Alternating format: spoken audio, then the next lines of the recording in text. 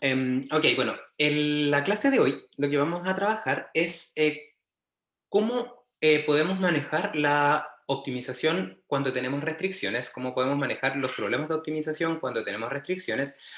Y la clase pasada habíamos quedado un poco en entender que cuando tenemos este problema de optimización con restricciones, que casi siempre lo tenemos, ya esto es algo habitual, tenemos un problema que tiene unas características como las que ustedes ven en pantalla, ya donde básicamente tenemos un problema de optimización que tiene una función objetivo, que tiene que ver con lo que la medida que queremos mejorar del proceso, ya sea minimizar o maximizar.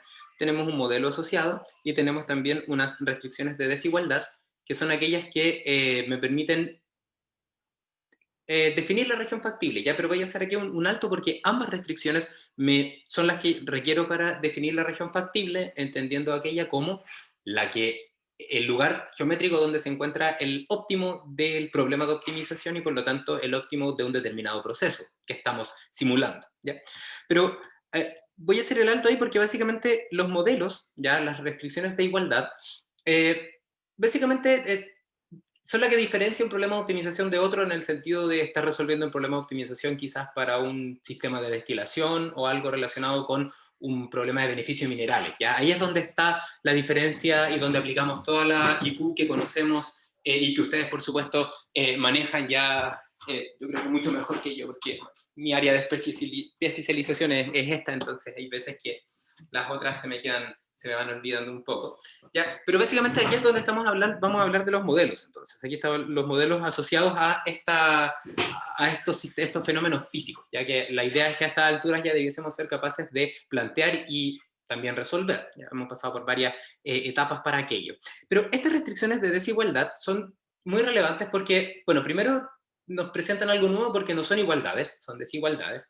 Y ahí, segundo, son relevantes porque especifican fundamentalmente lo relacionado con la operatividad del proceso, ¿ya? Aquí es donde está metido todo lo que tiene que ver con, por ejemplo, la seguridad que yo les comentaba, la factibilidad técnica, en el sentido, por ejemplo, de que no podemos resolver un problema de optimización pensando que tenemos, por ejemplo, recursos limitados. Tenemos que acotarlos de acuerdo a la realidad del sistema productivo.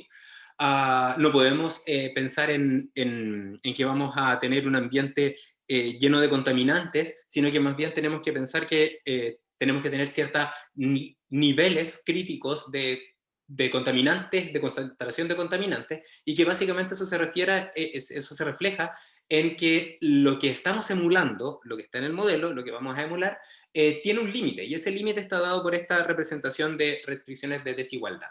Entonces, el problema de optimización con desigualdades es aquel problema que es realista en el sentido de que toma en consideración todo lo que tiene que ver con lo limitado de los recursos, lo limitado de nuestras acciones y cómo éstas pueden afectar a otros elementos, ¿ya? Entonces, voy a mostrarles a continuación algo relacionado con esto, porque es relevante para lo que vamos a seguir viendo. ¿Ya? Voy a mostrarles algo respecto a las restricciones de desigualdad.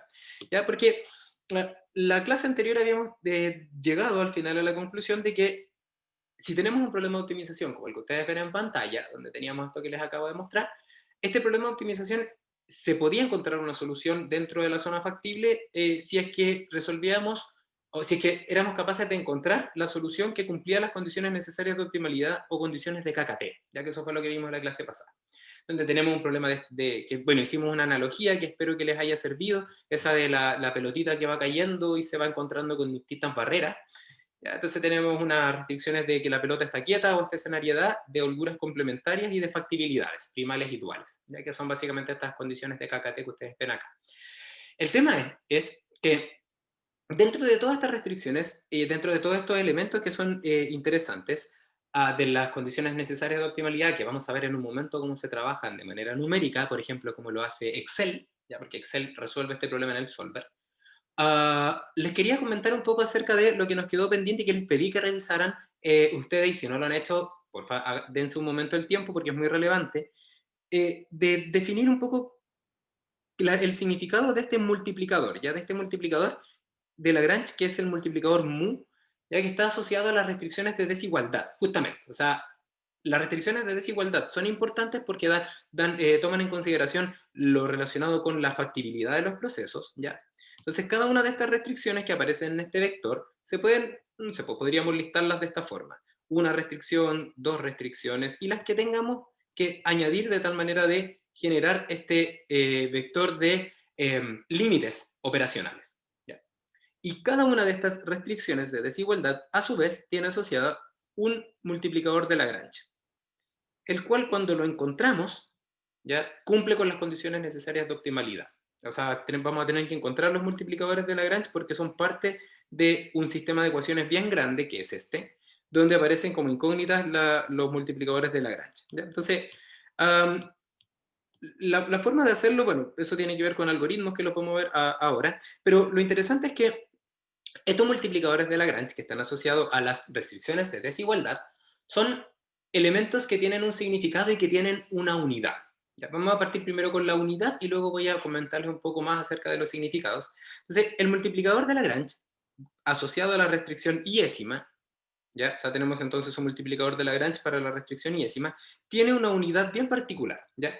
Tiene unidades de la unidad de la función objetivo, voy a poner acá, por ejemplo, unidad de f, partido por la unidad de GI. ¿Ya? Esa sería la unidad que tiene el multiplicador de Lagrange.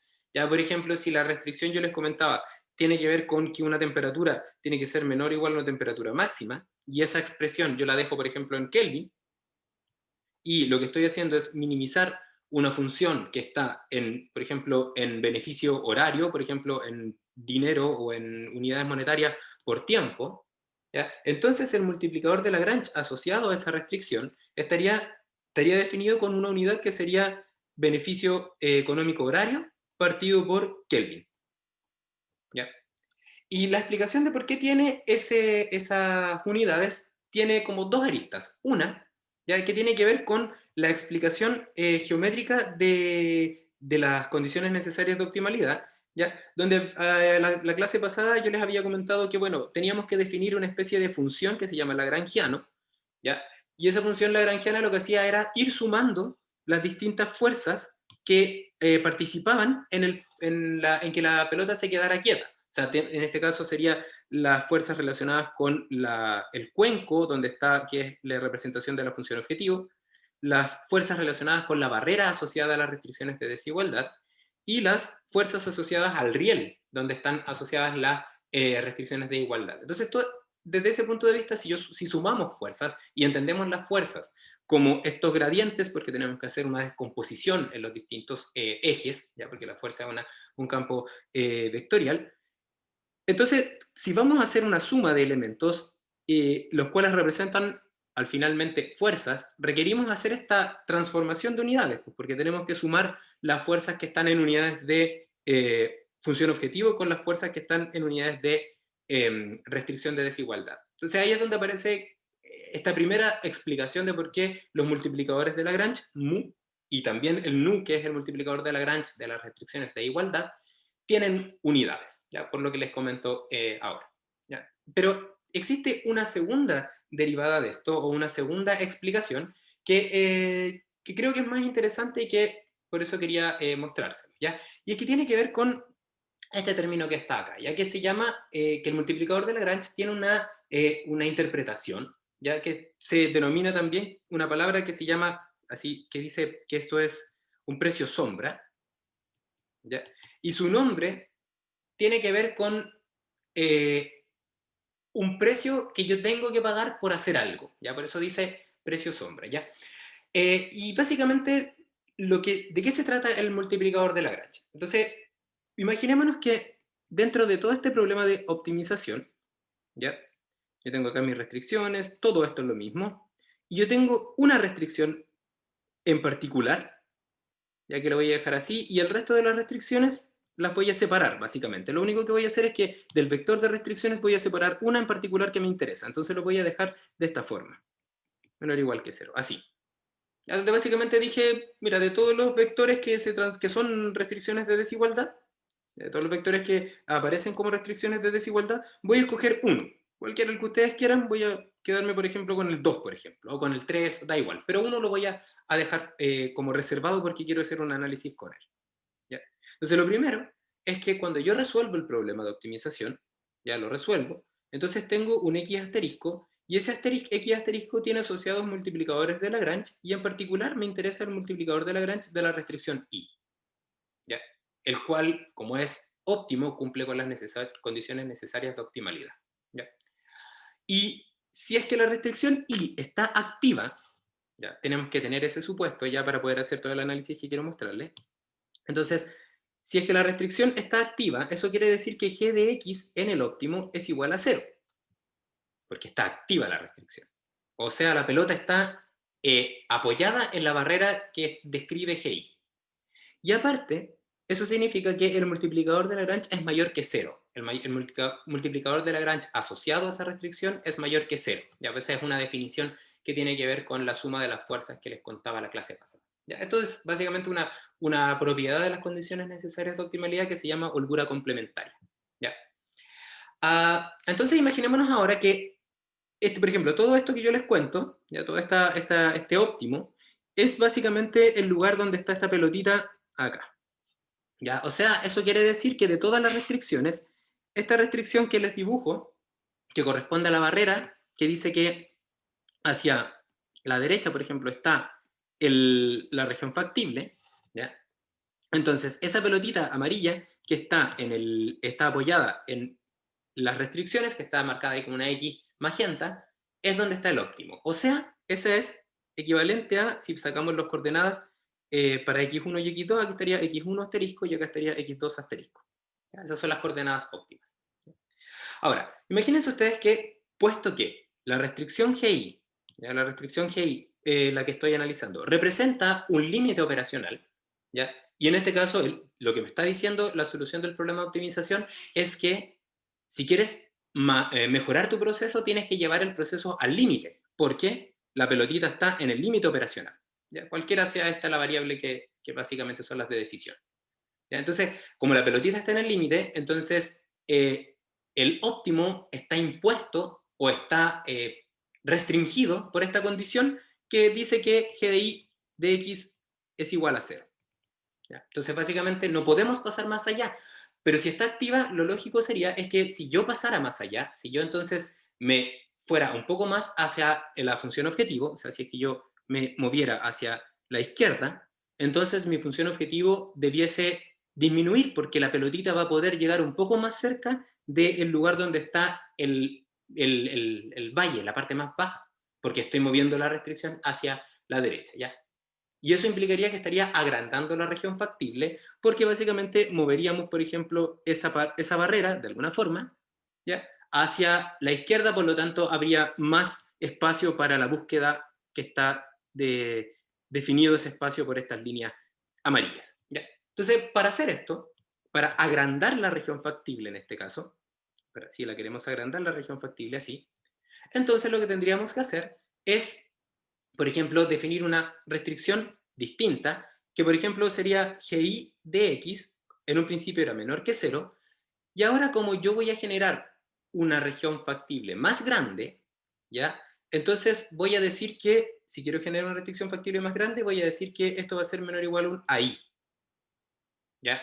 Siendo ese valor ahí un número positivo, ¿ya? Entonces, ¿qué quiere decir eso? Que antes g de x estaba acotado por una región que decía que el g tenía que ser menor que 0, menor o igual que 0. Y ahora voy a decir que va a ser menor o igual a 1, por ejemplo, o a 2. O sea que también incluye el 0 y por lo tanto eso es equivalente a aumentar el tamaño de la región factible, que en este caso consiste en, para este ejemplo, geométricamente consiste en dar más como área a el lugar donde la pelotita puede recorrer. Por lo tanto, mover la restricción hacia la derecha. Perdón, hacia la izquierda, hacia la izquierda, o sea, aumentar esa región. ¿Y eso qué implicaría? Implicaría que si la pelotita puede seguir aumentando, por ejemplo, si llega hasta acá, entonces la pelotita va a seguir aumentando y quizás para ahora, ¿ya? En este segundo punto, donde hay una cruz amarilla, y entonces básicamente tenemos una función objetivo que sería menor que la función objetivo anterior. Y lo cual es evidente porque lo que estamos haciendo es que estamos agrandando la región factible. Entonces, si agrandamos la región factible, tengo más espacio donde buscar y por lo tanto tengo la posibilidad de generar una búsqueda en un lugar más grande y por lo tanto encontrar una mejor solución. ¿Ya? ¿Y por qué puedo aumentar la región factible? Bueno, porque al momento de resolver un problema de optimización podemos analizar qué pasa si encuentro un material distinto, por ejemplo, que me genera que puedo aumentar la zona de búsqueda, ¿ya? Por ejemplo, porque la seguridad la puedo eh, eh, como aumentar la zona de seguridad, básicamente, ¿ya? Por ejemplo, ya tiene tendría que tener un fundamento físico, ¿ya? Y análogamente al caso anterior, cuando nosotras y nosotros queremos ahora, o cuando tenemos que reducir la región factible, entonces tendríamos que mirar hacia la otra dirección, hacia la dirección donde la región factible se hace más pequeña, en este caso hacia la derecha de su pantalla. ¿Ya? ¿Y eso por qué? Porque básicamente tendría menos elementos en esta zona achurada, donde está la zona achurada, donde están las rayitas amarillas. ¿Ya? Entonces voy a ir ahora al otro lado, entonces voy a pensar que ahora lo que quiero no es aumentar la región factible, sino que ahora lo que quiero es minimizarla, hacerla más pequeña. Entonces, cuando yo hago esto, ¿ya? Entonces, por ejemplo, la región factible ahora ya no va a estar en ese lugar, sino que ahora la voy a correr, por ejemplo, esas mismas, hay unidades, ahí, voy a poner. Hay una distancia ahora que está ahí, y eso implica entonces que ahora esta curva ya no va a ser g de x igual a 0, sino que va a ser gi de x es igual a menos AI, siendo AI nuevamente un valor positivo. ¿Ya? Eso quiere decir que ahora voy a buscar en ubicaciones, ya que ahora está achurada y la zona es más pequeña, donde g de x es menor o igual a menos AI. O sea, básicamente estamos restringiendo la región de búsqueda. ¿Y eso qué implicaría? Básicamente, si es que, por ejemplo está ahí, entonces que implicaría que la pelotita ahora no podría llegar hasta ese punto óptimo anterior, sino que se quedaría atascada en un punto óptimo que desde el punto de vista de la función objetivo sería mayor. Entonces, ese sería el función objetivo, por ejemplo, de la restricción modificada con este valor ahí, ahora está restringido. ¿Ya? Y acá estaría entonces la función objetivo sin haber hecho esta modificación en los límites. Entonces tenemos dos óptimos dependiendo de este cambio que yo acabo de hacer. ¿Ya? Entonces, básicamente, la función objetivo va a moverse, va a cambiar, porque va a cambiar la ubicación del óptimo. ¿Ya? Y entonces, por ejemplo, si yo vuelvo a resolver este mismo problema, igual, pero ahora lo que tengo, ¿ya? Es que en vez de tener estas restricciones que yo les había mostrado, tengo ahora una restricción que sería una restricción la cual la tuve que restringir por distintas razones, menos ahí, como esa que está ahí. Entonces yo voy a tener otra solución distinta con otro valor de la función objetivo. Aquí voy a tener entonces un x asterisco y voy a tener un f asterisco a, que va a ser más grande que el anterior. ¿Ya? Entonces, los multiplicadores de Lagrange, ¿ya? Lo que hacen es estimar el cambio que se produce, este delta f asterisco, ¿ya? Producto del cambio que se genera en ese límite de esa restricción activa. ¿Ya? Su definición, así cuando uno la hace la definición, y ustedes pueden verlo en el video, cuando uno hace la definición precisa, se define como el cambio en el valor de la función objetivo óptima, ¿ya? Cuando cambia un límite de la restricción. ¿Ya? Y si observan, esto tiene que ser mayor que 0. ¿Ya? Lo cual tiene sentido pensando que si es que ahí está definida de esta forma, si es que el cambio en la restricción está definido de esta forma, donde lo que yo estoy haciendo es restringiendo, ¿ya? Estoy restringiendo mi región factible original, entonces es de esperar que, como el valor de ahí es positivo, ¿ya? Porque aquí sí lo definimos acá arriba está definido como positivo, ¿ya? Y como el delta F, entendiéndolo como FA menos F, es positivo, porque la restricción, la función objetivo restringida va a ser más grande, entonces básicamente, bueno, el signo se conserva, y entonces lo que nos está diciendo el multiplicador de Lagrange de cada restricción es cómo va a variar la función objetivo cuando la restricción la hacemos más, acotamos la región factible más de aquella restricción de desigualdad. ¿Ya? Y entonces podemos hacer como una especie, cuando resolvemos el problema de optimización, podemos hacer una especie de análisis de escenario, porque vamos a tener aquellas restricciones activas, las que no están activas no interesan. ¿Por qué no interesan? Porque las restricciones que no están activas son iguales a cero. Entonces, lo lógico entonces, y que tiene lógica, porque si es que son iguales a cero, los multiplicadores de Lagrange asociados a las restricciones inactivas, entonces la pelotita no está parada en esa restricción, por lo tanto, si muevo esa restricción no debiese generarse cambios en la función objetivo, aunque por supuesto si es que hago cambios muy grandes, puede que sí, ¿ya? Porque aquí tiene un supuesto, y es que las restricciones activas se mantienen constantes, no cambian cuando restringimos la región de búsqueda, ¿ya? Y entonces esta definición es súper interesante y es muy relevante porque, como les decía, a partir de esta solución podemos identificar aquellas restricciones que están activas. Voy a poner, por ejemplo, solamente los multiplicadores de Lagrange para aquellas restricciones que están activas. ¿Ya? Un poquitito más allá le pongo su nombre, así que voy a usar el tiro. Una A. Son solamente las restricciones que están activas, por eso esa A es como media cursiva, que significa restricciones activas. ¿Ya? Entonces podemos hacer una especie como de ranking, ¿ya? De estos multiplicadores de Lagrange, y entonces identificar cuál es la restricción más sensible al cambio en la función objetivo. Y entonces quizás, si es que tenemos que mejorar la solución, proponer modificaciones en aquella restricción que tiene el multiplicador de Lagrange más grande, porque con menos modificaciones vamos a generar más cambios en la función objetivo. ¿Ya? Entonces, eso, por ejemplo, si es que lo quieren llevar hasta la ingeniería química, ya hasta un problema de ingeniería química, ya que es lo mismo que yo les estaba mostrando ahí, ese problema es el mismo, podría ser aquel problema que consiste en, que es un problema súper clásico en transferencia de calor, de hecho, que consiste en optimizar el espesor de un aislante. No sé si, bueno, asumo que sí les ha tocado hacer algún tipo de problema como este, ya, donde básicamente lo que queremos hacer es minimizar el tamaño el espesor de un aislante, por ejemplo, de una tubería, ya, donde ahí está pasando vapor. Entonces pensemos que esta tubería tiene vapor, que tiene una temperatura TH, la cual vamos a asumirla, por ejemplo, que es aproximadamente constante a lo largo de todo el radio de la tubería. Entonces, esta tubería la tenemos que recubrir, ¿ya?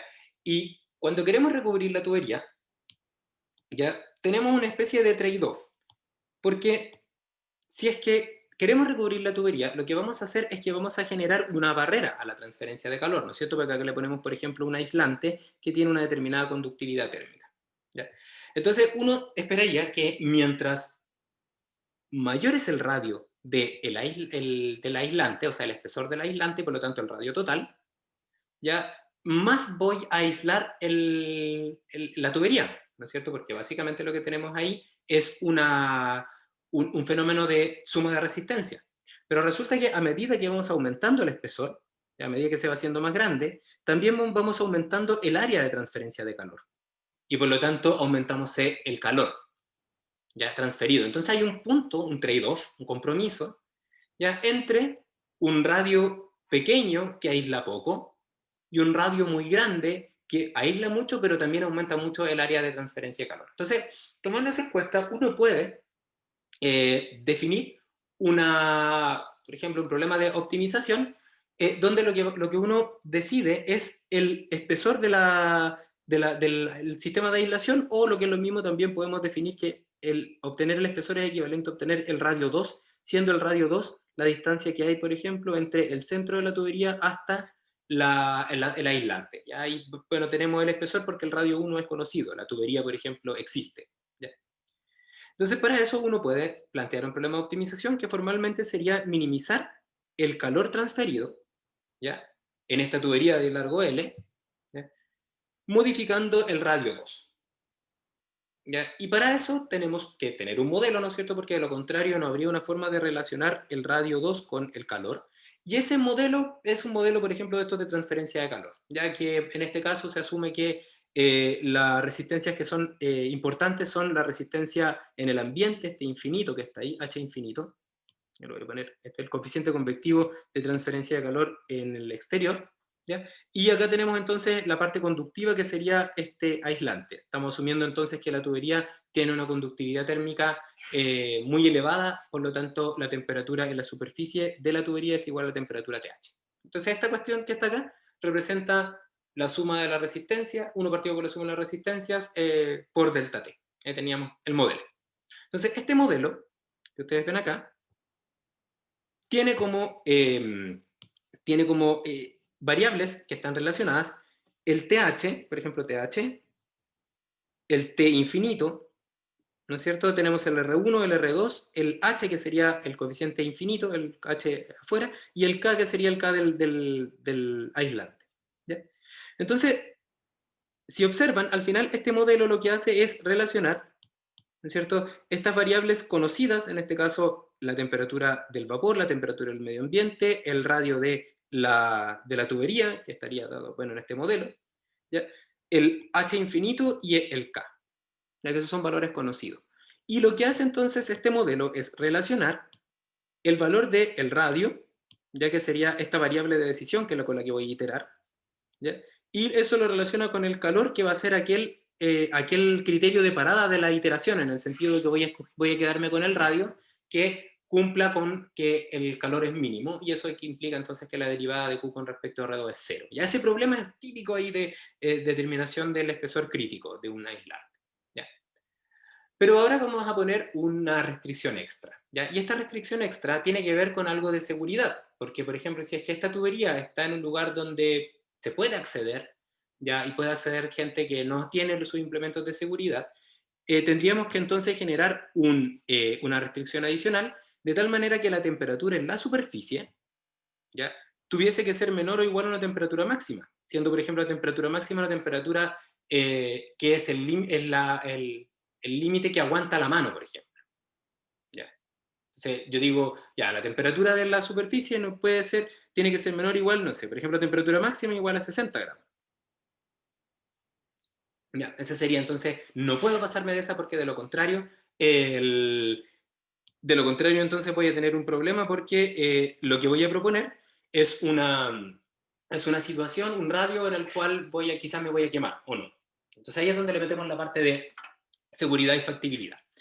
¿Ya? Pero claro, si observamos entonces este problema, así tal como está, pueden observar que no hay una relación entre la temperatura de la superficie y el radio.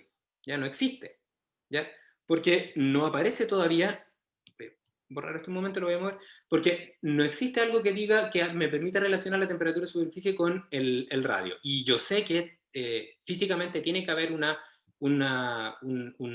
nexo entre estas dos magnitudes, ¿ya?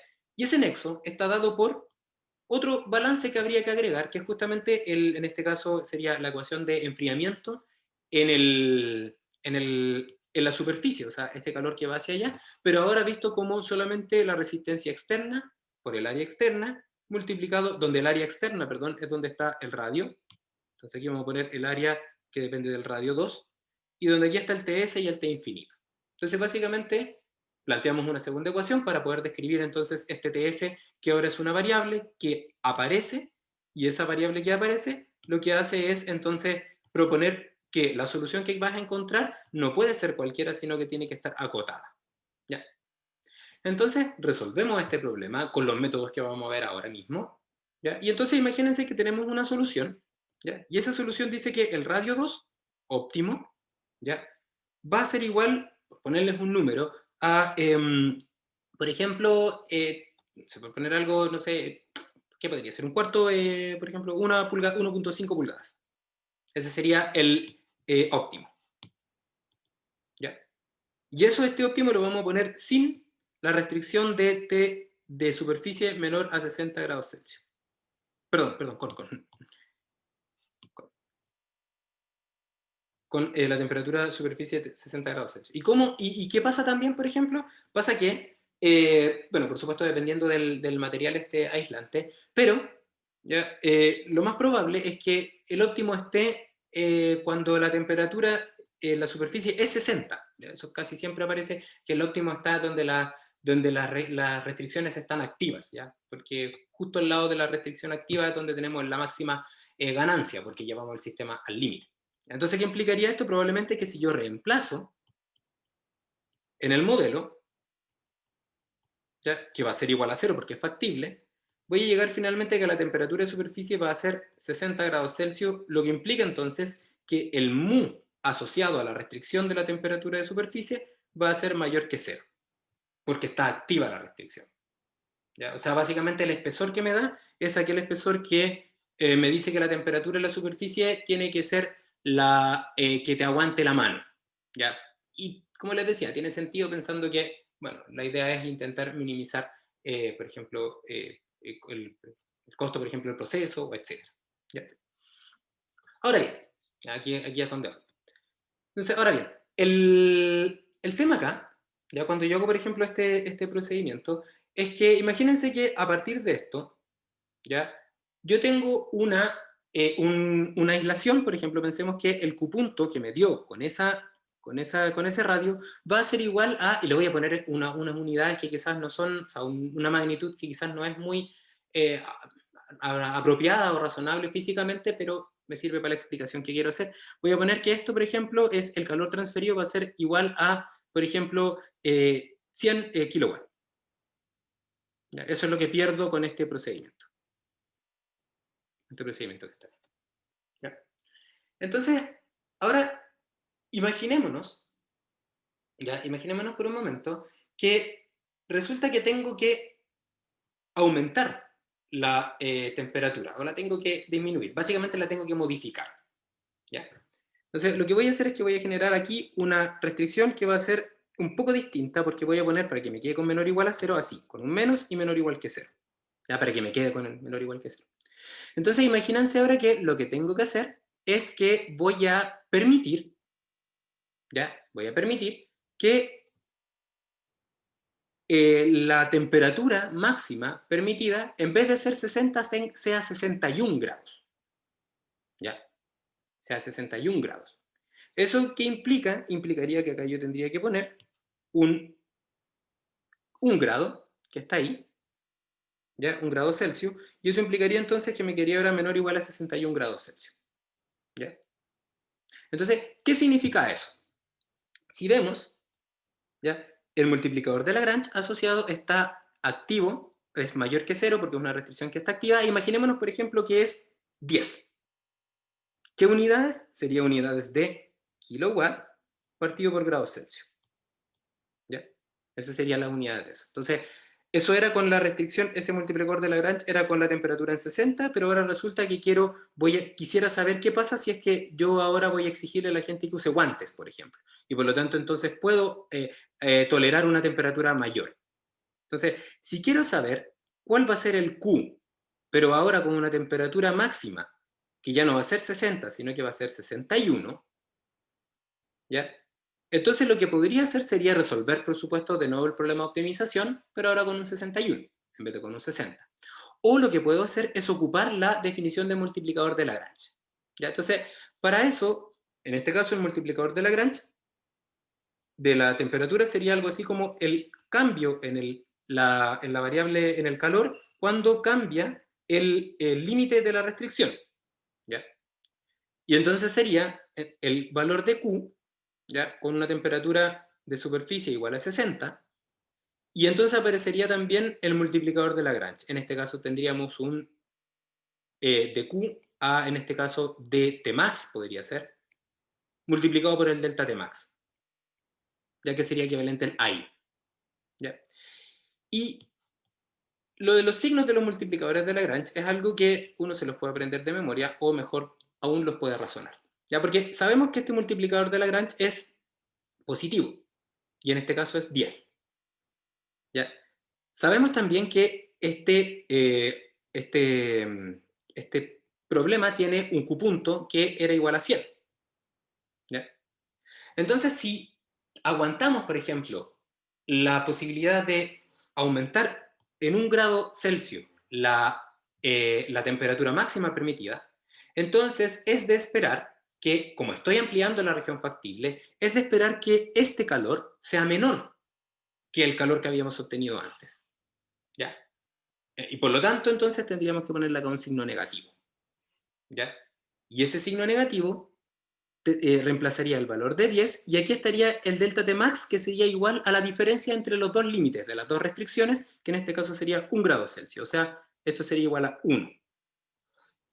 ¿Ya? Y por lo tanto, yo podría estimar, porque esto es un estimado, no es que realmente sea el valor exacto, mientras más chico es el delta T max, más, más certera esta predicción. Entonces, básicamente, al hacer eso, yo diría que el valor del Q punto, que obtendría con una temperatura máxima ya no de 60, sino que de 61, sería aproximadamente, en este caso, 100 menos 10 sería 90, porque aumenté la región factible. ¿Ya? Y caso contrario, si es que ahora lo que quiero hacer es restringir la región factible, entonces aquí tendríamos que vamos a restringirla con un signo negativo, ya que sería este caso donde les mostraba donde hacemos más pequeña la cota, la región factible, perdón. Entonces ahora en vez de ser 61, esto sería 59. Entonces ahora estamos restringiendo la región factible. ¿Ya? Y eso implica entonces que la función objetivo debiese aumentar. ¿Por qué? Porque estamos restringiendo la región factible. Y eso que implicaría que, haciendo la misma analogía, que el Q TS, que está acá, si es que ahora la temperatura de superficie es 59, sería igual a los mismos 100 que habían antes, pero ahora restándole el multiplicador de Lagrange, ¿ya? Perdón, sumándoselo, porque estamos, ahora la restricción factible es, perdón, porque la restricción factible, eso ahí, se ve mejor.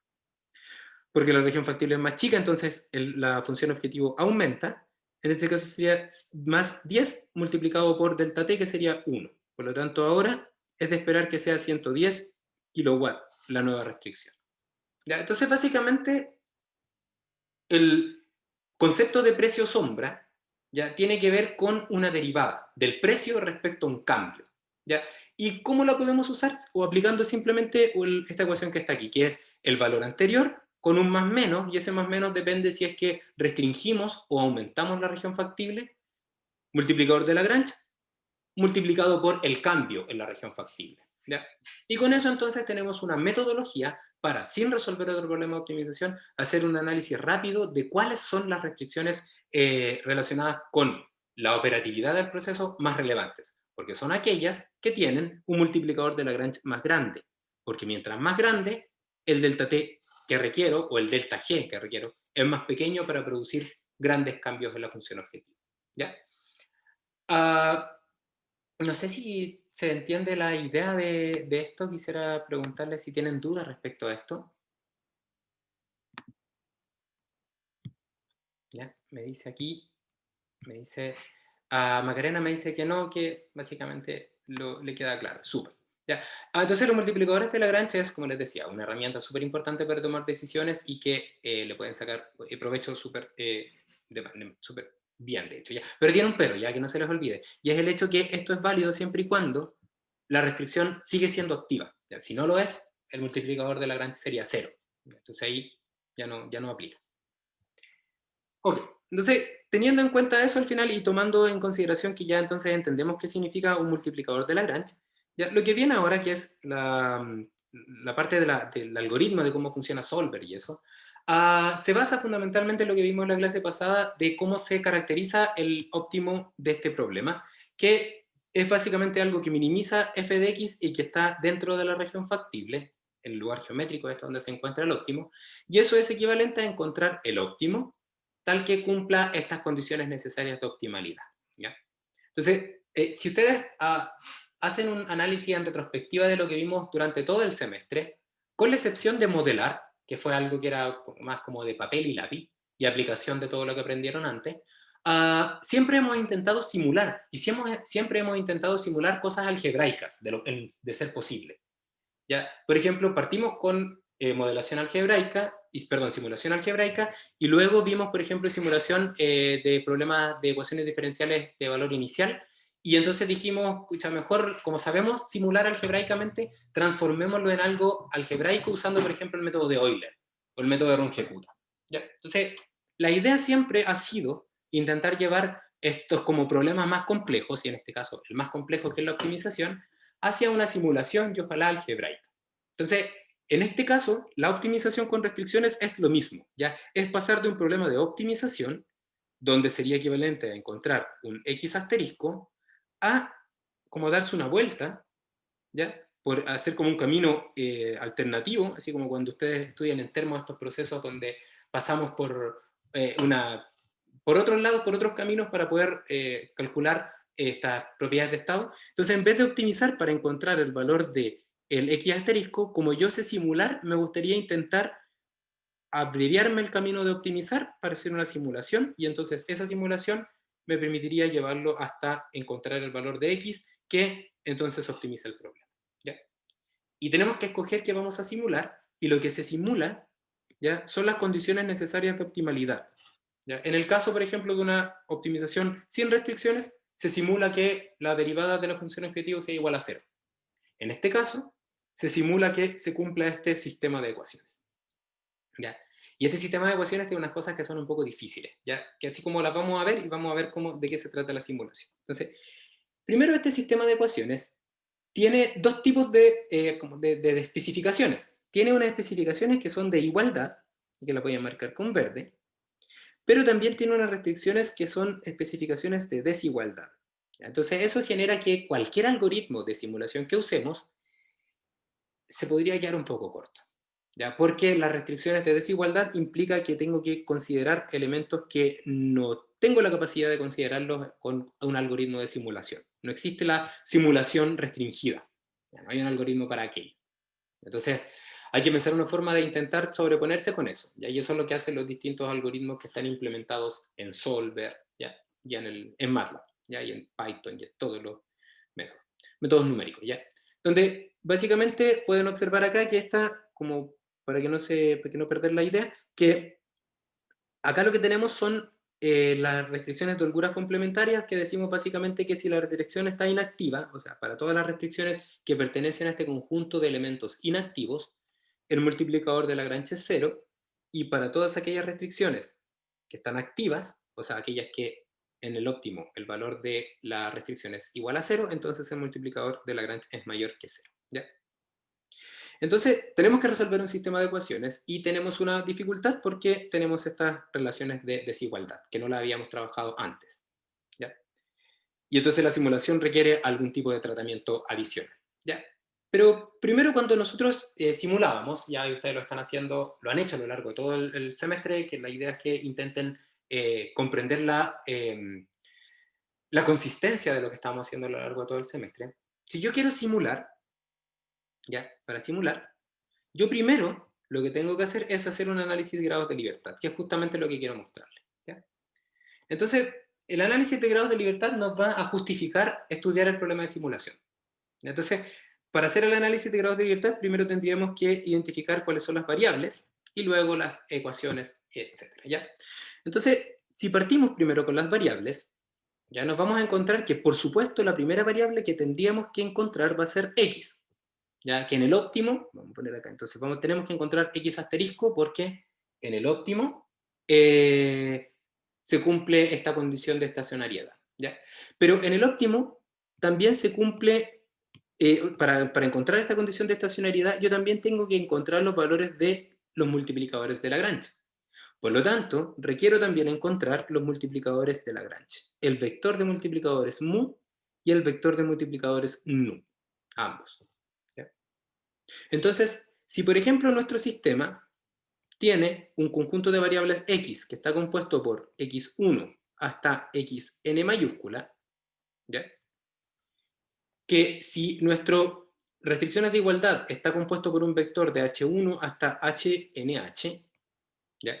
Y tenemos un vector de desigualdades g, que va desde g1 hasta gng, ¿ya? Entonces, ¿qué tenemos en consideración acá? Tenemos lo primero. Primero, que cada restricción de igualdad tiene asociado un multiplicador de Lagrange. Por lo tanto, tengo NH incógnitas. Acá tengo otro multiplicador de Lagrange, pero que son los que están asociados con las desigualdades. Por lo tanto, tengo NG incógnitas más. Y entonces tenemos también el número N, que representa el número total de restricciones, N. En total, entonces, tengo como variables n más ng más nh. ¿Ya? Un tema interesante acá, que puede asaltarles ahora mismo decir, pero ¿hay alguna relación entre ellos? Sí. Como la optimización solamente se puede realizar cuando tengo grados de libertad suficientes, o sea, tengo que tener grados de libertad porque de lo contrario no puedo escoger cosas, n tiene que ser sí o sí mayor a nh. Si no es mayor a nh, no hay grados de libertad, porque tengo más variables, tengo que tener más variables que ecuaciones para tener grados de libertad de sobra. ¿Ya? Y si analizamos ahora las ecuaciones, vamos a, por ejemplo, identificar lo siguiente. Si partimos por la ecuación de estacionariedad, el E, que está ahí, ¿ya? Fíjense que el E es una suma de fuerzas en las distintas coordenadas de X. ¿Ok? Entonces tengo que de las ecuaciones voy a tener ecuaciones de estacionariedad que van a ser igual a N. ¿Ya? ¿Por qué? Porque puedo derivar con respecto a N elementos. Entonces cada uno de estos elementos, cada uno con respecto a X1 igual a 0 hasta con respecto a N. Xn que es igual a 0. Entonces tengo todas esas relaciones de igualdad. ¿Ya? ¿Qué otras ecuaciones tenemos? Tenemos las ecuaciones que están acá, que están abajo, que son las de factibilidad primal, que son las de H. Factibilidad primal de H. ¿Y cuántas tengo? Tengo de factibilidad primal de H, factibilidad primal, FP de H, con mayúscula había puesto. Voy a tener tantas como restricciones de igualdad tenga, o sea, voy a tener NH restricciones de igualdad asociadas. Y entonces si nos vamos ahora a estas relaciones de holguras complementarias con factibilidad primal y dual, voy a observar que el conjunto de restricciones inactivas más el conjunto de restricciones activas me tiene que dar el número total de restricciones. O sea, la suma de todas estas en total me tiene que dar NG, número de restricciones. ¿Por qué? Porque básicamente las restricciones de desigualdad o están activas o están inactivas. Por lo tanto, la suma de las activas y de las inactivas tiene que ser igual al total de restricciones. Entonces, si yo analizo acá y me enfoco en que acá voy a tener entonces las restricciones inactivas con una restricción de igualdad 0 y las restricciones activas con otra restricción de igualdad 0, y que en total entonces voy a tener NG relaciones de igualdad, entonces yo sé que las restricciones de holgura complementaria más factibilidad dual y factibilidad primal para G, en total me van a dar NG ecuaciones. Por lo tanto, tengo N más NG más NH ecuaciones, y entonces los grados de libertad son 0. Entonces, encontrar las condiciones necesarias de optimalidad es equivalente a resolver un sistema de ecuaciones que tiene como incógnitas número de variables de decisión, tiene como incógnita número de restricciones de desigualdad y tiene como incógnita número de restricciones de desigualdad. Y tiene como ecuaciones que las puedes definir, las que les acaba de comentar. Entonces, básicamente, al ser un sistema con grados de libertad 0, se puede resolver. ¿Ya? Y ahora, los algoritmos que están implementados en los distintos métodos numéricos buscan encontrar la solución a este sistema de ecuaciones de n más ng más nh por lo mismo. ¿Ya? Pero el problema de todo esto es que, como ya sabemos que tenemos que simular, va a aparecer un inconveniente, y ese inconveniente es que yo puedo simular este sistema, pero si se fijan me aparecen, como les decía, estas relaciones que son como, se llaman relaciones de holgura complementaria, o también tienen una característica ortogonal. O uno es 0 o el otro es 0, pero no pueden ser los dos 0. ¿Ya? Entonces, tengo un problema, porque de antemano yo tengo que definir o tengo que buscar alguna forma de definir cuáles son las restricciones inactivas, y entonces escoger entonces para esas restricciones inactivas los multiplicadores de Lagrange asociados y los seteo en 0, y el resto entonces los dejaría como restricciones activas, y entonces me olvido de estos multiplicadores de Lagrange, esta restricción de desigualdad, y entonces resuelvo este problema. Y despejo los multiplicadores de Lagrange desde uno de los sistemas de ecuación. ¿Ya? Entonces, para eso la simulación requiere hacer algo antes, y es suponer las restricciones que van a estar activas en el óptimo. Básicamente como hacer un supuesto antes de encontrar el óptimo. Hacer un supuesto que ocurre en el óptimo antes de encontrar el óptimo, como una especie de supuesto a priori, ya que luego tendríamos que comprobarlo. ¿Y cómo lo comprobaríamos? Una vez que simulo y entonces encuentro el x asterisco, el mu asterisco y el nu asterisco, entonces luego tendría que comprobar si es que las restricciones realmente estaban activas, con esta solución siguen estando activas. ¿Ya? Entonces eso sería como la forma de resolver este tipo de sistemas de ecuaciones. ¿Ya? Y eso es lo que hace un algoritmo que se llama el algoritmo de set activo o active set. Lo encuentran ahí en MATLAB con ese nombre, active set algorithm. ¿Ya? Y que básicamente se trata justamente de eso, ¿ya? De decir, bueno, si es que por ejemplo yo tengo que simular acá, ¿ya? Entonces, como no puedo hacer nada porque no sé un método para simular con desigualdades, entonces me voy a aventurar y voy a suponer las restricciones activas. Voy a decir, por ejemplo, que la restricción 1, 2 y 3 van a estar activas y la 4, 5 y 6 no. Entonces, eso es a priori. Y al hacer eso, entonces, puesto que las restricciones inactivas, en este caso la 4, la 5 y la 6, de inmediato me definen que sus multiplicadores de Lagrange asociados son 0, ¿ya? Entonces, de inmediato quedan definidos esos multiplicadores de Lagrange y entonces me quedan los otros multiplicadores como incógnitas, que pues se pueden obtener a partir de, bueno, el sistema de ecuaciones que queda. El tema es que asumir que las restricciones están activas implica que ya no se trabaja con restricciones de desigualdad porque eso pasa a ser una restricción de igualdad, porque está activa. Entonces, se genera un problema distinto en el cual solamente tengo restricciones de igualdad. Y estas restricciones de igualdad están compuestas por las que existían, que son las de igualdad, más todas aquellas restricciones en las cuales yo supuse que ellas iban a estar activas en el óptimo. Entonces, todo eso es, vamos a ponerlo con una letrita un poco más distinta, vamos a ponerle una barra ahí arriba. Entonces, SH barra considera las restricciones de igualdad y las de desigualdad activas, que por lo tanto pasan a ser de igualdad, porque ese es el supuesto que tiene. Entonces, a partir de eso, trabajamos con unas condiciones de KKT donde ya no aparecen las restricciones de holguras complementarias, porque estamos asumiendo que están activas. O sea, ya no aparece el mayor que o menor que, ya no está eso. Sino que simplemente es un problema que ahora trata de un problema de estacionariedad, que es la pelota se queda quieta, asumiendo que yo ya conozco que esa pelota que se queda quieta va a estar sujeta en todas las restricciones de desigualdad que ya le dije que iba a estar, más los temas de factibilidad primal. Y este sistema de ecuaciones sí tiene solamente restricciones de igualdad y se puede resolver. ¿Y cómo se tendría que resolver? Por ejemplo, llevándolo a una notación bien compacta que sería como equivalente a tomar todo esto y transformarlo en una gran función phi, que depende de variables y, que en este caso la variable y serían x y los multiplicadores de Lagrange nu. Entonces, y eso tendría que ser igual a 0, porque acá está el 0 y acá está el otro 0. ¿Ya? Y el algoritmo de set activo, ya que parte con este supuesto, utiliza un método de Newton de simulación de este sistema de ecuaciones, y por lo tanto lo que hace es transformar esto a un problema de Newton, así con un phi. En la iteración siguiente va a ser igual al phi en la iteración anterior, más un update de phi, lambda k de phi, ¿ya? Que sería el update. Y ese update habría que sacarlo con derivadas, ¿ya?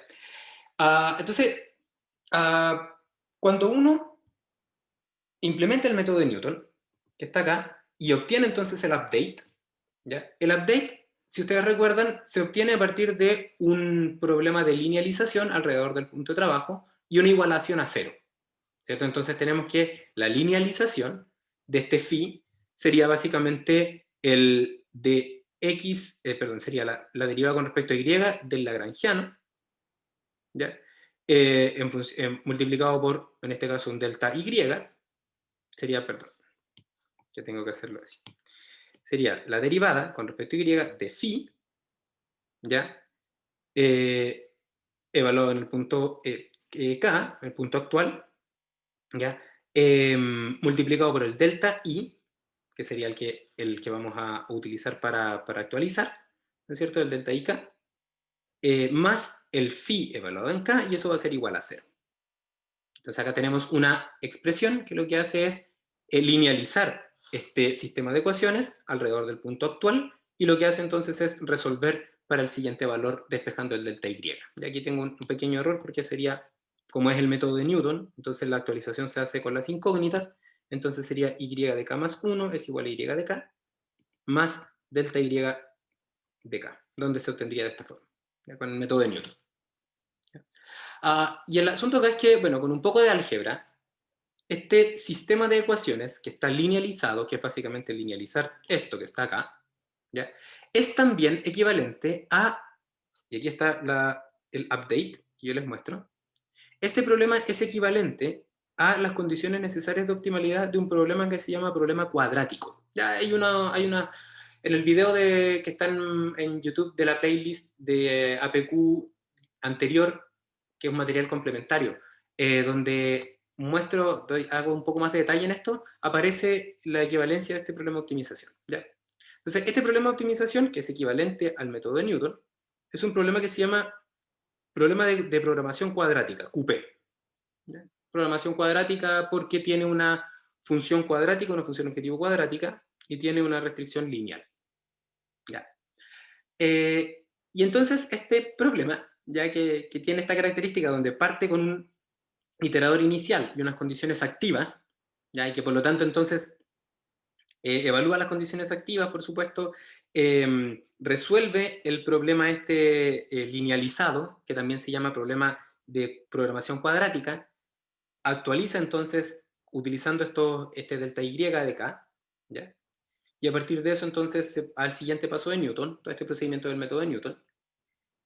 Como resuelvo en muchas iteraciones un problema QP, este algoritmo también se conoce como SQP, ¿ya? Que es de Sequential Quadratic Programming, ¿ya? Pero está primero el algoritmo y después viene el programa de farándula, ¿ya?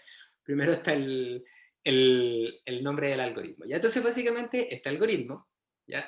Lo que hace es intentar encontrar las condiciones necesarias de optimalidad, ¿ya? Resolviendo un problema que asume que hay condiciones activas, ¿ya? Algoritmo Z activo, y entonces luego linealiza el problema y lo resuelve muchas veces hasta encontrar la solución usando un análogo al método de Newton de simulación, pero en este caso para encontrar la derivada del lagrangiano es igual a 0. Entonces ahí se necesita un hessiano para la actualización, y eso es algo súper complejo, y básicamente los algoritmos de optimización numéricamente son muy costosos porque requieren calcular segundas derivadas, ¿ya? Porque tienen que calcular habla del phi, donde phi básicamente tiene una parte que ya es una derivada, entonces tengo que calcular una doble derivada, lo cual es algo complejo.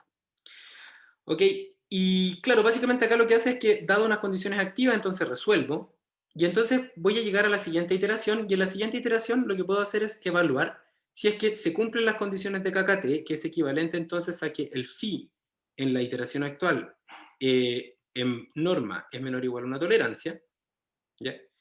Y aparte se tiene que cumplir, ¿ya?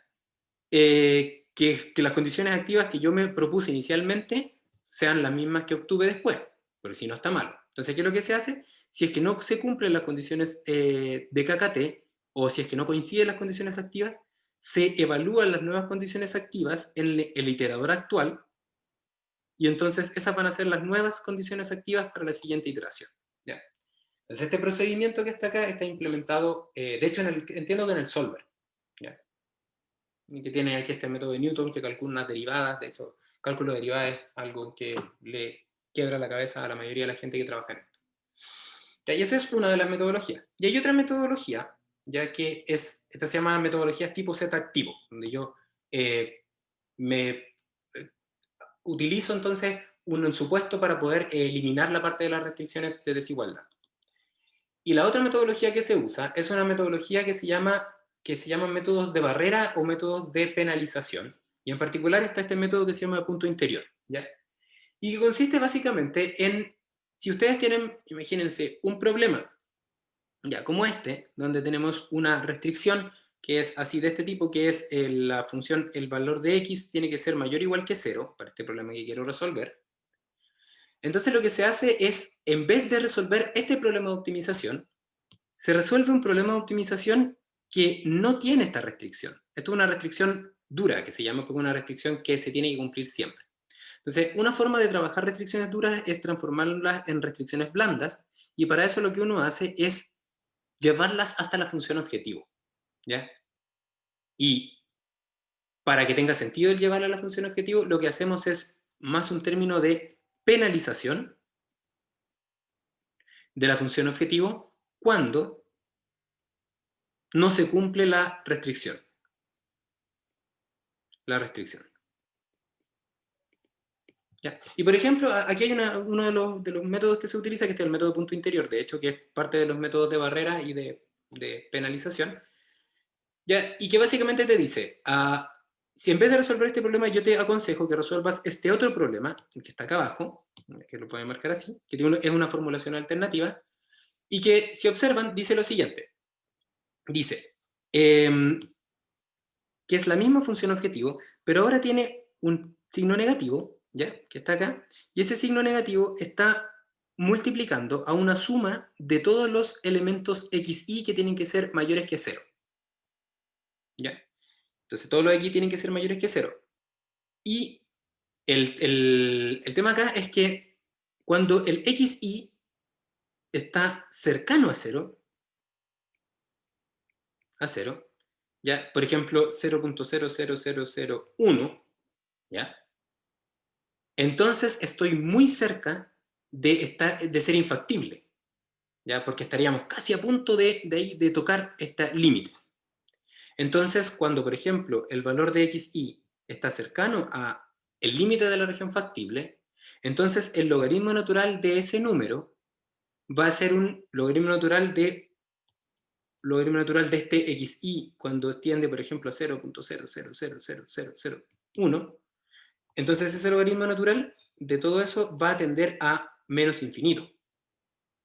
Y cuando tiende a menos infinito, después si lo multiplico por este signo negativo, entonces menos logaritmo natural de eso va a tender a infinito. Y lo que yo quiero es minimizar la función. Entonces no me interesa que esta zona de acá tienda a infinito, porque mientras tienda a infinito, entonces no va a ser atractivo para el problema de optimización. Entonces, este término que está acá, que es parte de los métodos en este caso un método de barrera, porque impide que pase más allá, ¿ya? Entonces, esta ecuación que está acá es una ecuación de barrera, que básicamente lo que hace es asustar al valor de xy.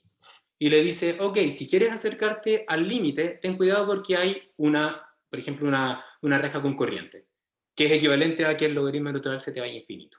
¿Ya? Entonces, no lo hagas. Entonces, ¿qué es lo que hacen los métodos de barrera y penalización? Aseguran, ¿ya?, que estoy en una región factible, haciendo que la región infactible sea no atractiva para el problema de optimización. Entonces, esta formulación alternativa ya no tiene restricciones, ¿ya?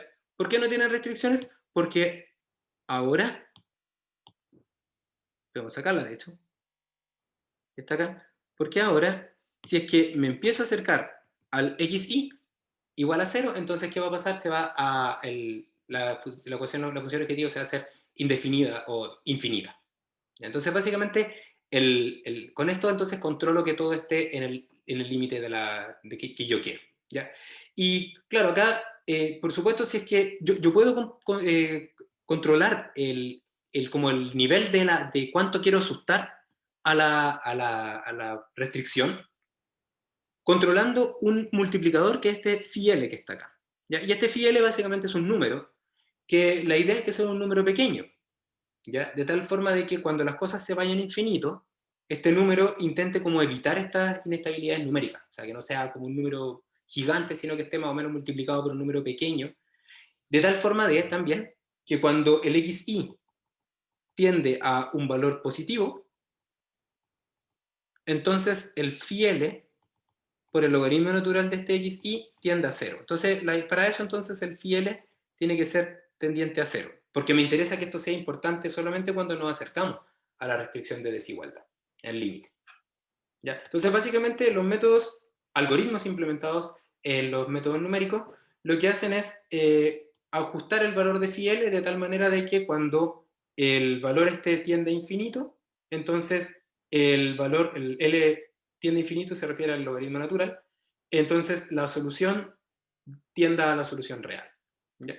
¿Y cómo se ve esto geométricamente? Entonces, acá aparece un ejemplo muy sencillo, ¿ya? Donde básicamente se trata de encontrar, fíjense, el valor de x que hace que esta función x es mínimo, sujeto a que x tiene que ser mayor o igual que 0. Entonces, con esa lógica, esta línea negra que ustedes ven acá corresponde a la función x. ¿Ya? X igual a, en este caso, phi igual a x. Phi es igual a x, ya que sería entonces la función objetivo. Y la región factible de este problema es muy sencillo, pero básicamente es muy, es muy bueno, de hecho, ¿ya? Sería toda esta la que estoy hechurando. O sea, solamente ahí puedo buscar información. Por supuesto, el óptimo va a estar en x igual 0. ¿No es cierto? Porque básicamente el x es mayor que 0, mayor o igual que 0, y yo quiero minimizar x. Entonces, claramente, aquí está el óptimo, en 0. ¿Ya? Entonces, este problema que está acá se puede reformular con un método de punto interior, como ese problema que está acá, donde básicamente sería la misma función objetivo, pero ahora tengo un término, ¿ya?, que penaliza si es que me quiero salir de la región factible. ¿Ya? Y entonces lo que ustedes pueden ver acá, con distintos colores, ¿ya? Por ejemplo con el color rojo primero, lo voy a ir destacar con el destacador magenta, ahí. Entonces, este problema que está acá, es el problema para el cual, aquí dice mu, pero ese mu es básicamente este phi L, ¿ya? Este phi L, ¿ya?, es igual a 0.2. Entonces, ¿qué significa eso? Que yo estoy acá, entonces es x menos 0.2 por el logaritmo natural de x. Esa es la función. Y si observan, en magenta, la función que les marco en magenta, van a observar que el óptimo de este problema está no en el 0, que es el valor al cual yo quisiera llegar para hacer los equivalentes de estos dos problemas, sino que está en un valor de, aquí está, 0.2. Porque claro, después de eso, esto se hace poco atractivo porque comienza a ser más importante la parte de penalización, porque estamos cada vez, el x se parece cada vez más a 0 y por lo tanto el logaritmo natural tiende a menos infinito, con el menos tiende a más infinito.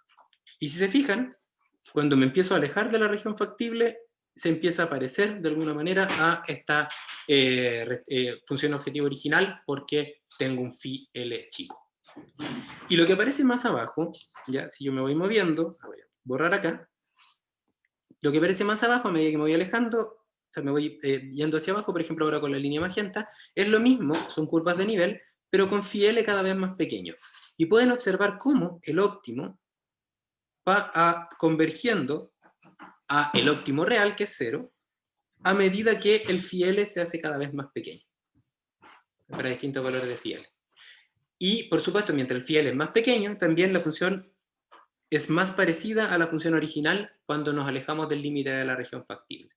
¿Ya? Entonces los algoritmos de punto interior, en particular en MATLAB, ustedes lo pueden encontrar como así, IPOPT, ¿ya? Interior Point Optimization, que es un algoritmo que desarrolló el profesor Larry Bigler de Carnegie Mellon University. Él es ingeniero químico, de hecho.